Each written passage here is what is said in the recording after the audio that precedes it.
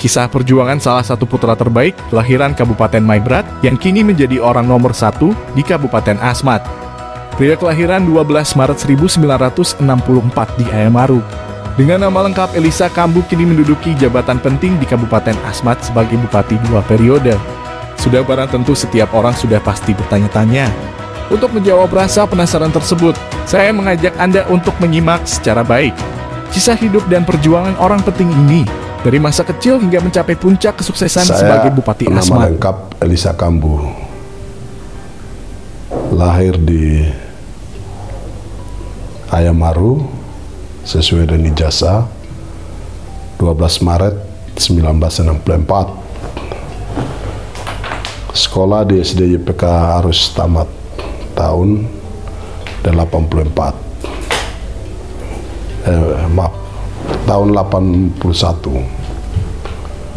SMP Negeri Ayamaru tamat tahun 1984.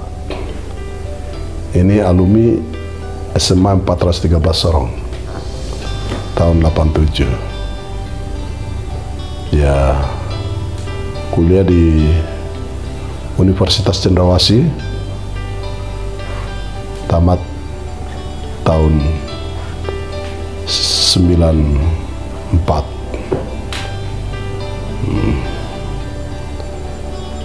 Ya, saya anak dari kampung.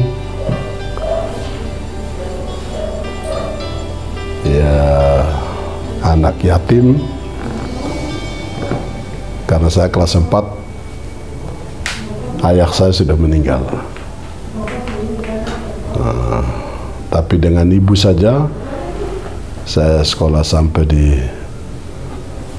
bisa tamat di perguruan tinggi, tepatnya di Universitas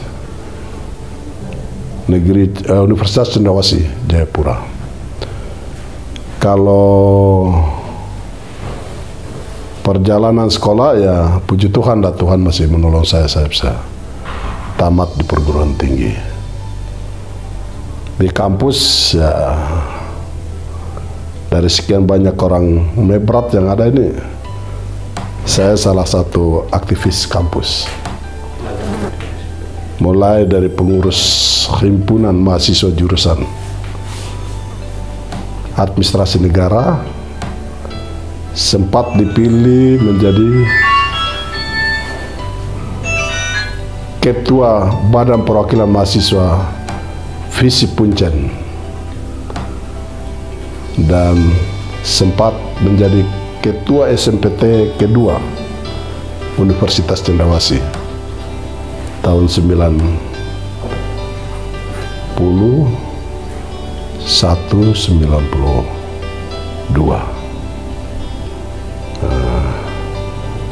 Di organisasi-organisasi ekstrakurikuler di GMKI,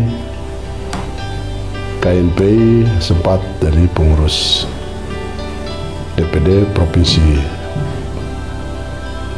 Irian Jaya waktu itu.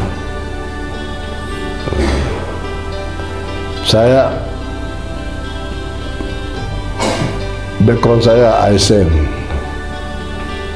mulai dari pegawai negeri sipil di Merauke tahun 95. Sebelum menjadi pegawai, saya jadi pendamping IDT, pendamping dana desa tertinggal di Bovendigul 1 tahun 9 bulan. Setelah itu masuk jadi pegawai negeri di Merauke. 6 tahun saya berkarir di Merauke. Sempat menjadi Kasubag Tata Usaha pada bagian umum. Pada waktu itu orang bilang eselonnya masih ada eselon 5 zaman itu.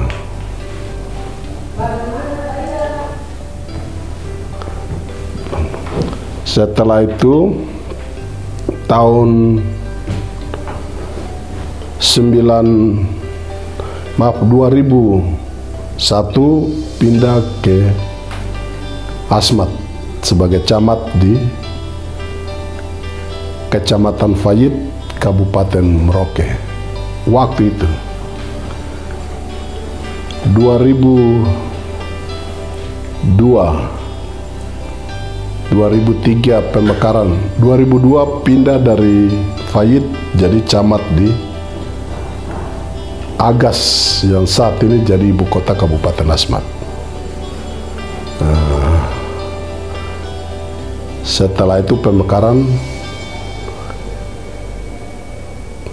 Kabupaten Asmat dari Kabupaten Merauke, jadi ada dengan Undang-Undang 26 tahun 2002 itu ada sekian kabupaten baru, termasuk di dalamnya adalah Asmat. Saya menjadi camat di Agas 6 tahun. Setelah itu masuk di Bapeda 8 bulan jadi Kabid Sosbud. Setelah jadi Kabid Sosbud 2007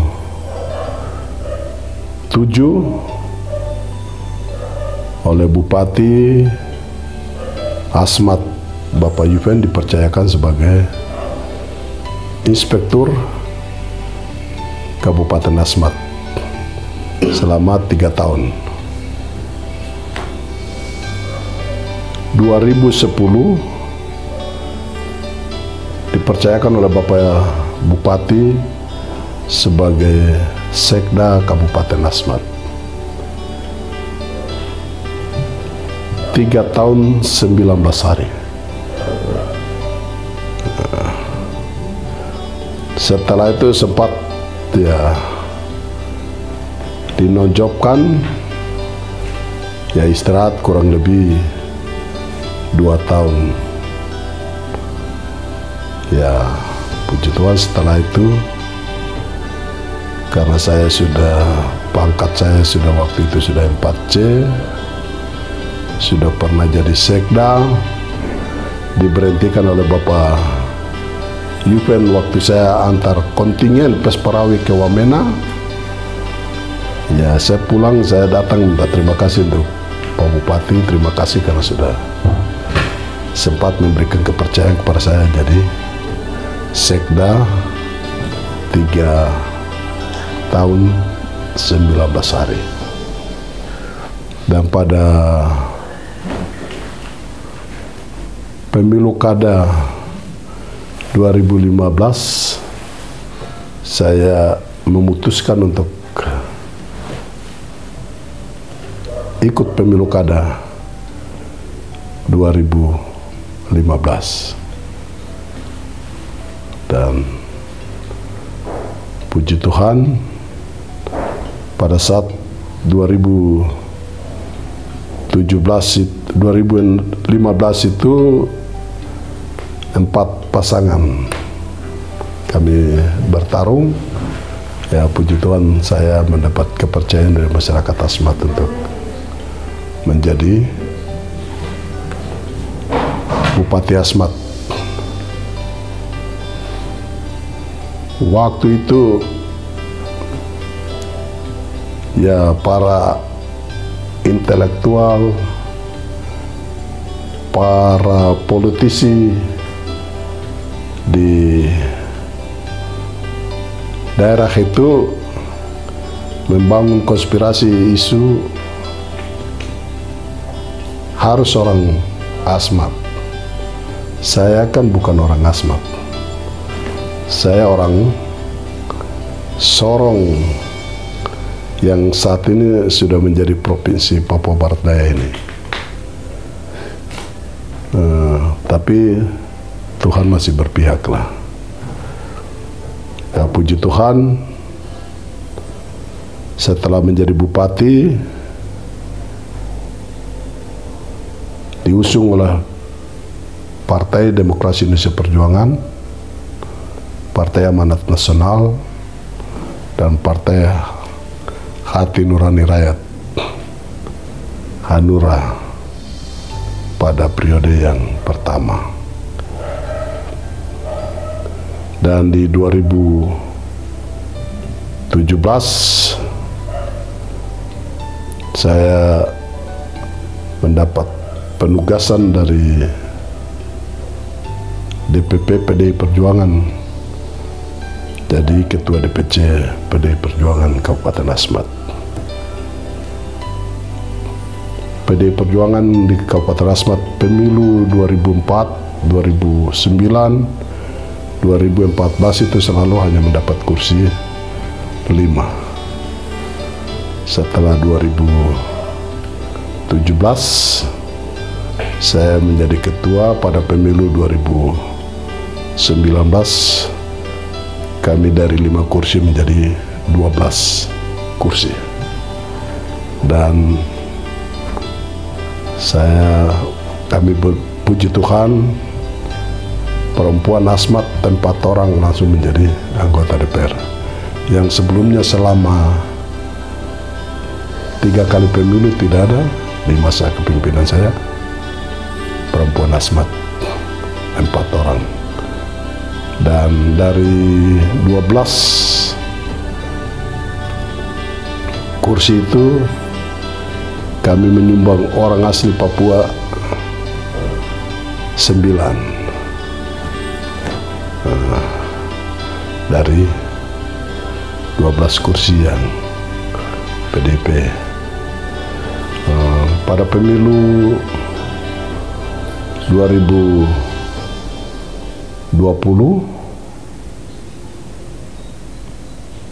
itu ya kami mendapat kepercayaan kembali dari penugasan dari partai dan ikut pemilu. Puji Tuhan masih mendapat kepercayaan dari partai ya, dan masyarakat saat ini masih menjadi bupati nanti sampai dengan 2025 lah. Mengapa saya bilang 2025 awal? Karena pemilu kada serentak itu akan baru dilaksanakan pada tanggal 27 November 2024. Dan saya anak Papua Barat Daya yang pergi ke sana tapi selalu hadir di Papua Barat Daya.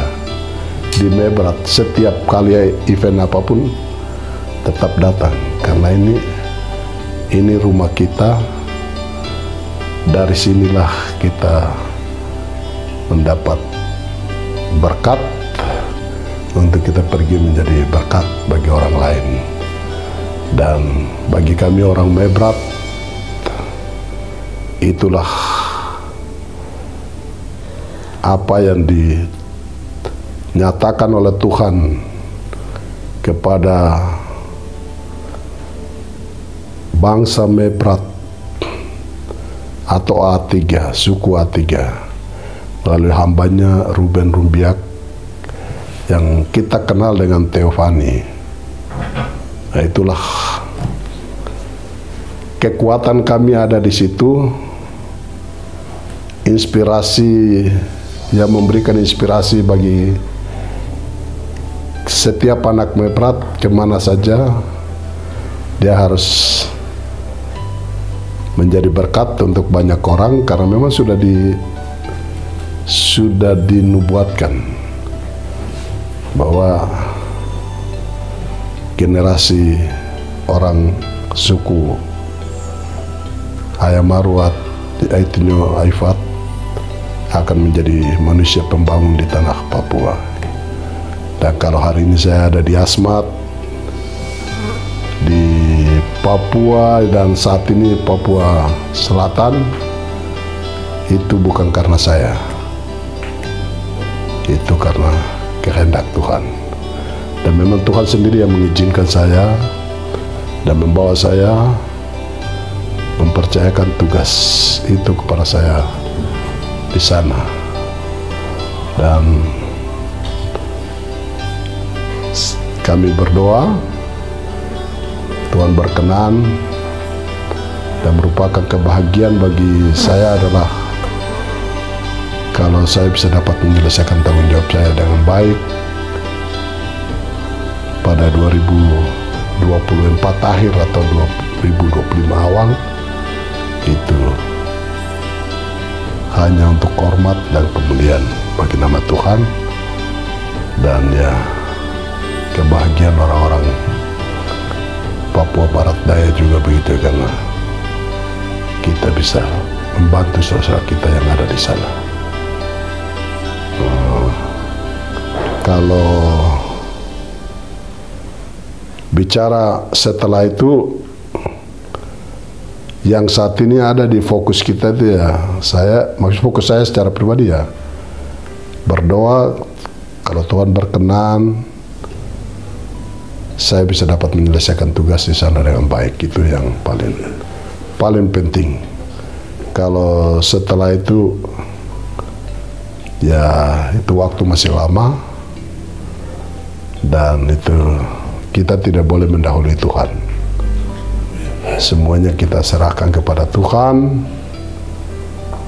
Ya, karena jalan hidup kita ini kita tidak tahu. Nah, kita hanya mengalir, mengikuti ya kehendak Tuhan saja. Saya rasa itu,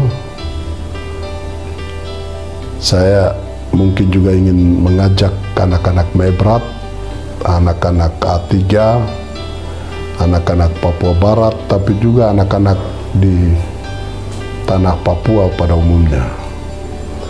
Papua ini milik kita bersama. Kita harus merasa bertanggung jawab bersama-sama untuk membangun Papua ini, dimanapun kita berada. Karena Tuhan memberikan tanah ini untuk kita dan tidak membiarkan kita sendiri. Masih mengizinkan saudara-saudara kita dari berbagai belahan Nusantara yang lain ada bersama-sama dengan kita. Maka pilihan kita adalah kita harus bersatu, kita harus merajut persaudaraan di antara kita, bergandengan tangan bersama-sama, melangkah bersama-sama membangun Papua menuju Papua yang baru, Papua yang maju, Papua yang hebat.